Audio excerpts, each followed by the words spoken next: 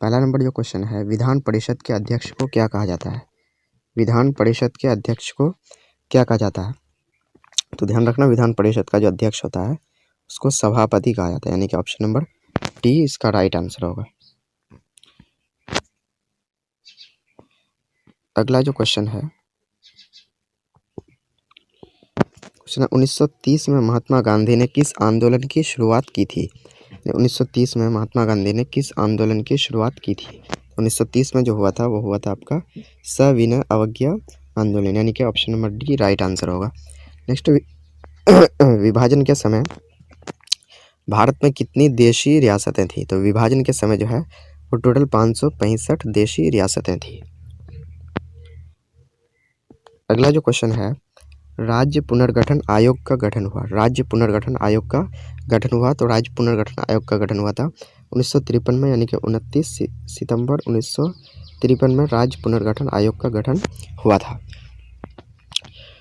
Next जो question है, प्रत्यक्ष प्रजातंत्र या प्रत्यक्ष लोकतंत्र यानी कि डायरेक्ट डेमोक्रेसी जो है वो किस देश में है? तो डायरेक्ट डेमोक्रेसी जो है वो स्विट्जरलैंड में है। ध्यान रखना है, स्विट्जरलैंड क्योंकि छोटा देश है, आबादी कम है, इसलिए यहाँ पे डायरेक्ट डेमोक्रेसी यानी कि डायरेक्ट या प्रत्यक्ष प्रजातंत्र या लोकतंत्र है स्विट्जरलैंड में। नेक्स्ट है, पंचशील समझौता किन देशों के बीच हुआ? पंचशील समझौता वेरी इंपॉर्टेंट क्वेश्चन है।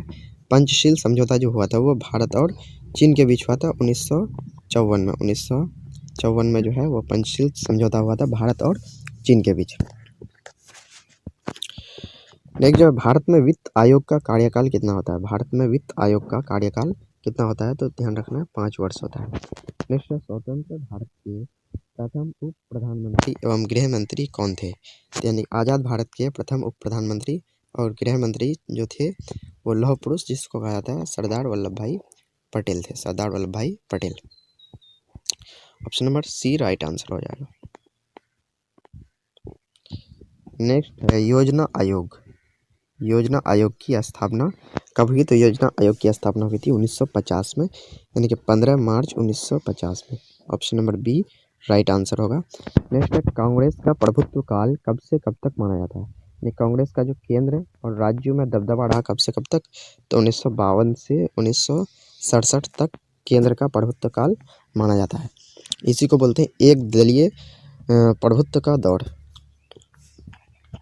नेक्स्ट जो क्वेश्चन है वो है ऑपरेशन फ्लड। ऑपरेशन फ्लड किससे संबंधित है? तो फ्लड मतलब होता है बाढ़। ऑपरेशन फ्लड किससे संबंधित है? ध्यान रखना है, अनाज से तो नहीं, अनाज से तो हरित क्रांति है। ऑपरेशन फ्लड जो है वो है दूध उत्पादन से। ध्यान रखना है, दूध उत्पादन से। और तिलहन उत्पादन से जो है ये है तिलहन जो उत्पादन से है वो पीली क्रांति है। ध्यान रखना है। तो ऑपरेशन फ्लड किससे संबंधित हो गया? फूल उत्पादन से। नेक्स्ट, भारत में 14 बैंकों का राष्ट्रीयकरण कब किया गया? भारत में जो है 14 बैंकों का राष्ट्रीयकरण हुआ था 1969 में, यानी कि 1969 में।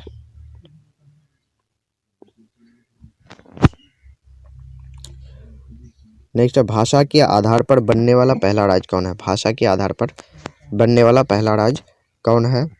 तो इसका जो सही आंसर हो जाएगा वो हो जाएगा ऑप्शन नंबर सी, यानी कि आंध्र प्रदेश। भाषा के आधार पर बनने वाला पहला राज्य आंध्र प्रदेश हो जाएगा। नेक्स्ट, किस पंचवर्षीय योजना में औद्योगिकरण की तेज रफ्तार पर बल दिया गया? किस पंचवर्षीय योजना में औद्योगिकरण की तेज रफ्तार पर बल दिया गया? तो उद्योग पर बल दिया गया था, यानी कि दूसरा पंचवर्षीय योजना, यानी कि option number A right answer हो जाएगा। पहला में दिया गया था, पहला जो है उसमें दिया गया था कृषि पर। ध्यान रखना है, कृषि पर।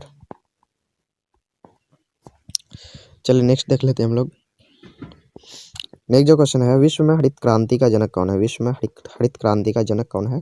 ध्यान रखना है, विश्व में जो हरित क्रांति का जनक है वो है Norman Borlaug. Norman Borlaug. Next, निम्न में से कौन एक संवैधानिक संस्था नहीं है? तो ध्यान रखना है, नीति आयोग जो है ये संवैधानिक संस्था नहीं है, ये गैर संवैधानिक संस्था है। अगला, राष्ट्रीय विकास परिषद यानी कि एनडीसी नेशनल डेवलपमेंट काउंसिल का गठन कब हुआ? तो 1952 में हुआ था। ध्यान रखना है, 1952 में।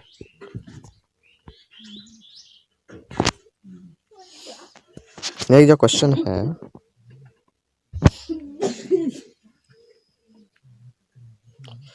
भारतीय संविधान की आत्मा है, भारतीय संविधान की आत्मा है, तो ध्यान रखना है भारतीय संविधान की जो आत्मा है वो प्रस्तावना है। Option number C right answer होगा, यानी कि प्रस्तावना। और भारतीय संविधान की आत्मा अगर बोलेगा ये कौन सा आर्टिकल है, तो आर्टिकल नंबर 32 होता है। ठीक है, ध्यान रखना है इसको।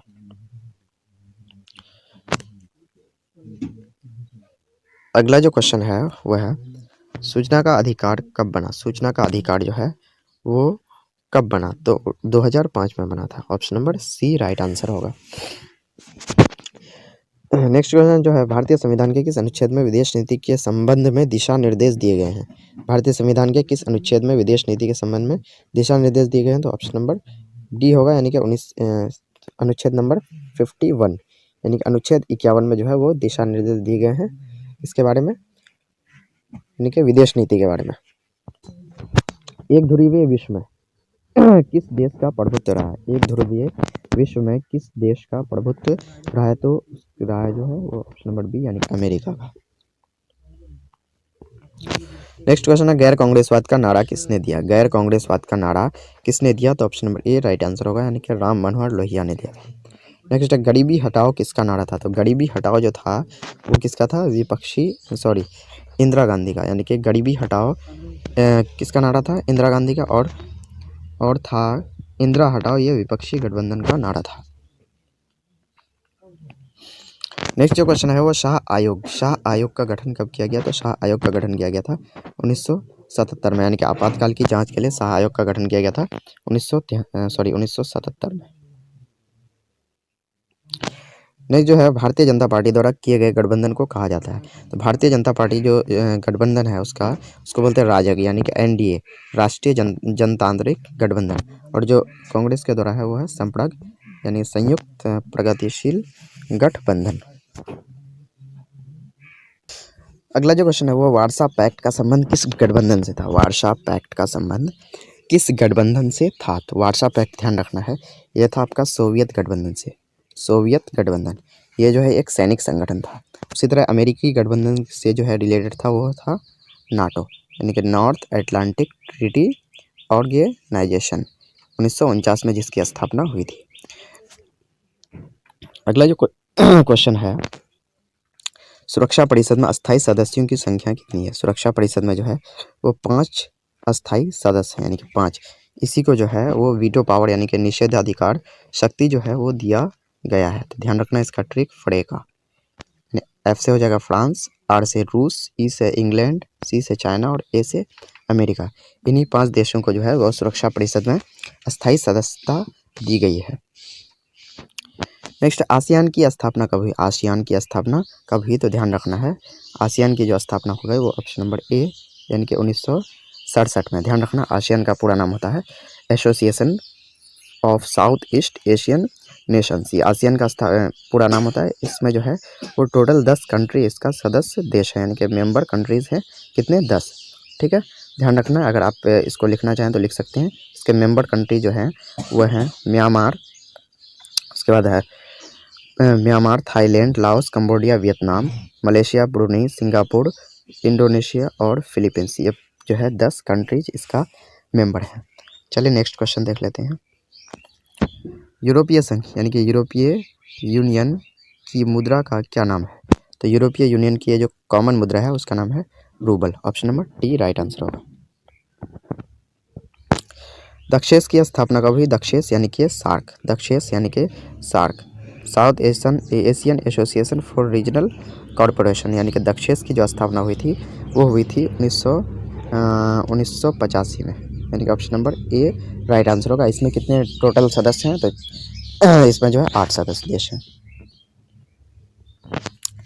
भारतीय संविधान के किस अनुच्छेद के तहत कश्मीर को स्वायत्तता प्रदान की गई थी। तो यानी कश्मीर को जो स्वायत्तता दी गई थी वो दी गई थी अनुच्छेद 370 के तहत, यानी कि ऑप्शन नंबर ए अनुच्छेद 370 के तहत। और अनुच्छेद 35 ए भी कश्मीर से ही संबंधित था, तो ध्यान रखना इसको। भारत के प्रथम उपराष्ट्रपति जो थे वो डॉक्टर सर्वपल्ली राधाकृष्णन थे। प्रथम राष्ट्रपति थे डॉक्टर राजेंद्र प्रसाद और प्रथम प्रधानमंत्री थे पंडित जवाहरलाल नेहरू। यूरोपीय संघ की स्थापना कब हुई। यूरोपीय संघ की जो स्थापना हुई थी वो हुई थी 1957 में। और ध्यान रखना यूरोपीय संघ में पहले जो है वो 29 मेंबर्स था, लेकिन अभी घट करके यानी कि ब्रिटेन के हट जाने के कारण, बाहर हो जाने के कारण 28 मेंबर कंट्रीज बचे हैं यूरोपियन यूनियन में।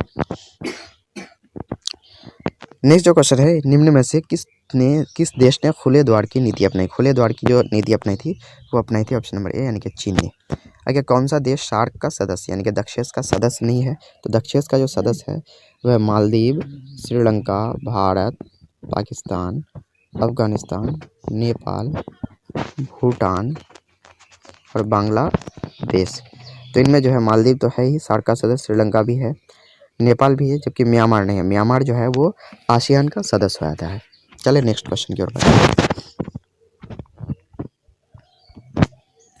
नेक्स्ट जो क्वेश्चन है, भारत में राष्ट्रपति के लिए न्यूनतम आयु क्या है? तो राष्ट्रपति के लिए जो है न्यूनतम आयु लोकसभा के सदस्य के लिए है 25 साल, राज्यसभा के लिए है 30 साल, जबकि राष्ट्रपति के लिए जो है वह है राष्ट्रपति या राज्यपाल के लिए 35 वर्ष है। तो यहाँ पे जो है भारत में राष्ट्रपति के लिए न्यूनतम आयु क्या है? तो कितना हो जाएगा? 35 ईयर्स, यानी कि option number B right answer होगा। चलिए नेक्स्ट क्वेश्चन की ओर देख लेते हैं।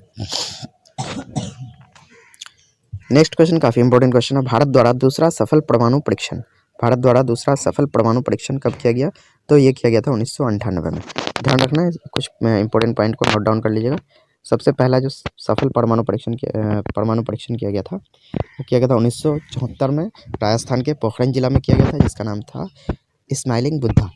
और दूसरा जो किया था वो पहला वाला किया गया था इंदिरा गांधी के टाइम में, और दूसरा वाला जो किया गया था वो किया गया था अटल बिहारी वाजपेयी के टाइम में, जिसका नाम था शक्ति 98, यानी कि 1998 में किया गया था, इसलिए शक्ति 98। तो ध्यान रखना है, दूसरा सफल परमाणु परीक्षण 1998 में हुआ था।